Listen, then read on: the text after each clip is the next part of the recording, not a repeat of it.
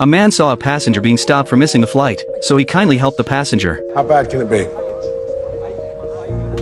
It was this small act that would put everyone on the flight into great danger. As the plane took off, a girl found something terrifying in the bathroom. Fear immediately spread throughout her body. An elderly man noticed her unease, so he approached and asked. The girl took out the item in her hand. The moment the elderly man saw it, his expression instantly froze. He whispered that this was very serious, and they needed to report it to the crew. The girl handed the item to him, but the elderly man holding the bullet seemed to have other plans. He didn't hand it to the flight attendant. Instead, he walked straight to first class and talked to a bearded man. John noticed them at this point. Although he couldn't hear their conversation, he felt something was wrong when he saw their serious expressions. Then the two of them left their seats one by one. When the bearded man returned, he was holding a bag. This made John even more suspicious, so he asked the flight attendant if the flight provided toiletry kits, but was told no. John immediately felt uneasy. Just as he was about to return to his seat, he saw two other passengers with the same bag. He was sure something was about to happen. Meanwhile, on the other side of the cabin, a young man opened a luggage compartment and pulled out the same small bag from his duffel. Sure enough, the bags all contained guns.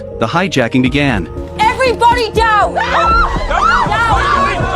Down! Stay in your seats! Do not move!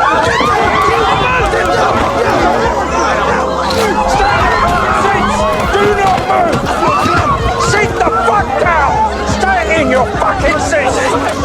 All passengers sat in their seats, and John quickly calmed himself down. He saw the hijackers systematically collecting passengers' electronic devices, and realized this flight was going to be dangerous. As he thought about how to deal with the crisis, two passengers in the back row were ready to fight back. These two brothers thought this was an Arab-style suicide hijacking. After all, this flight had taken off from Dubai. Since death was inevitable, they figured it was better to strike first, but John stopped them in time. This plane took off from Dubai, so there are people on this flight that only speak Arabic. So if you're going to hijack a plane, then Arabic's a language you need to speak. It doesn't make you a suicide bomber, it just means you're prepared. Just as John had guessed, these hijackers weren't planning a suicide mission. After they took control of the cabin, they faced resistance when trying to seize the cockpit. Captain Jack saw the armed hijackers through the monitor. He immediately contacted Dubai's control tower and reported the crisis on the plane. He was ready to die before opening the door. But what he didn't know was that the hijackers were planning something even worse.